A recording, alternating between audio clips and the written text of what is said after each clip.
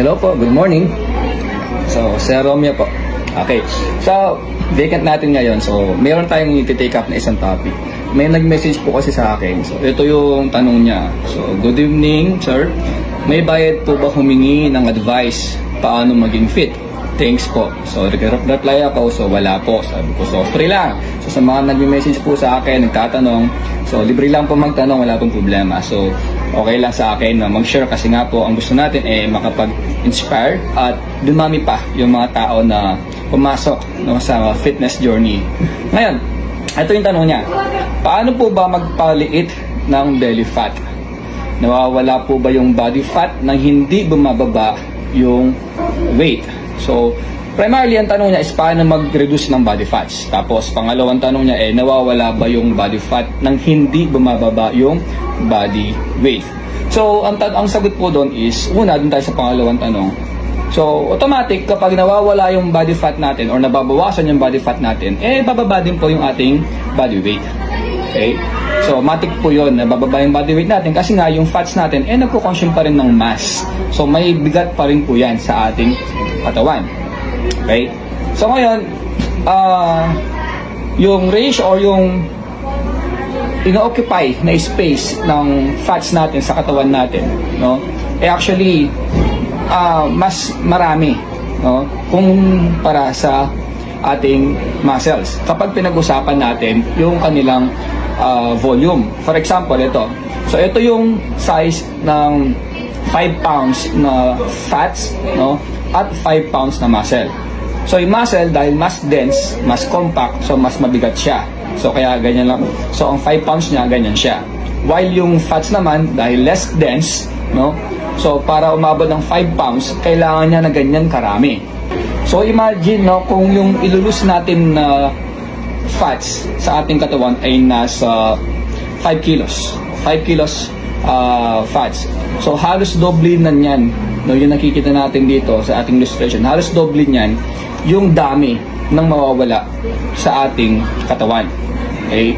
So, automatic po yun. So, kapag nag-reduce tayo ng body fats, so, automatic din na bababa yung ating timbang.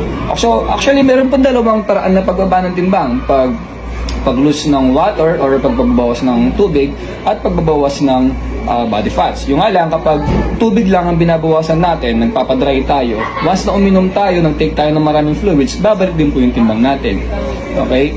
So, for example ako, so dahil fat mass po yung focus ko sa pag-reduce ng weight, so, pag gabi, ang timbang ko umaakyat sa ngayon, kamakakagabi, ang timbang ko ay nasa 70.70 kilos. So, 70.70 kg dahil may mga kinain ako, may mga ininom akong tubig. Pero kaninang umaga, pagkagising ko, tapos na akong mag-urinate, so dry weight, ang kinuha ko, ang dry weight ko is 68.50 kilos. No? So, bumalik ako sa 68. Actually, ngayon, naka-maintenance po ako sa 68. So, doon ako naglalaro ngayon sa timbang ko 68. No? So, kahit uminom ako ng maraming tubig, dahil naiihi ko rin yun, matatanggal din yung timbang. So, ngayon, pag yung fat mass na yan, ang nawala sa atin, fat loss, hindi basta-basta kaagad bumabalik yan. Lalo na kung active ka sa pag-workout or active ka sa daily activities mo. Okay? So, doon tayo sa unang tanong, sa initial question, paano magpalit ng belly fat? Yan. So, yung pagpapalit po ng belly fat actually is a long process. Mahabang proseso. Kailangan ba mag-sit-ups lagi, mag-crunches, mga yan, planks? Actually, hindi lang yun yung sagot or hindi lang yun yung paraan. No? Sa pagpapalit ng belly fat, kailangan nating full body workout. Buong katawan po dapat ang workout natin. Kasi kailangan maghanap ng source yung katawan natin ng energy from fats. So, mangyayari lang yon para lumiit yung belly fat natin kapag nag-take tayo ng mas mababang carbohydrates intake. Especially carbohydrates from sugar, medyo talagang minimal consumption lang tayo doon. So, ang carbohydrates, mas maganda manggaling sa fiber at saka sa starch. Okay? So, low carbohydrates intake ang magti-trigger sa katawan natin para kumuha ng ibang source. At doon siya kukuha sa fats natin. Ang fats kasi ay source din ng energy. So ngayon, pag nasanay ang katawan natin na mababa ang carbohydrates intake, So masasanay siya na kumuha na ngayon ng source of energy from fats. So tutunawin niya yung fats bilang source of energy. Now, walang specific workout na sasabihin natin, oh, ito yung gawin mo, puro crunch, puro ganyan para mawala yung belly fat. Hindi.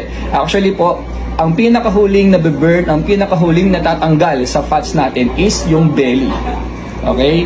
So primarily mauuna yan sa mukha, yan sa ating legs, no, sa mga braso, pero pinakahuli talaga yung tiyan natin. So wag po kayong mainip, tiyagain nyo lang, yung tiyan po talaga ang pinakahuling liliit dyan. Okay? Pero kabaligtaran, kapag tayo tumataba, tiyan ang unang lumalaki. Diba? Pero sa ganun po talaga yon. So magtiyaga lang po tayo. So pinakahuli po talaga na matutunaw yung fats natin dyan sa ating tiyan. Okay, lalabas at lalabas din po yung mga abs na yan. Huwag lang po tayo mainip. Tuloy-tuloy lang po natin yung ating calorie deficit, no? Tapos low carbs, high protein intake para na sa ganun makapag-build tayo ng muscles while we are reducing our body fats. Okay? So for more questions po, wag po kayo mahihiya. PM nyo lang po ako, no? Or comment po kayo sa mga posts ko and sasagutin po natin yung mga yan. Yun lang. Ingat.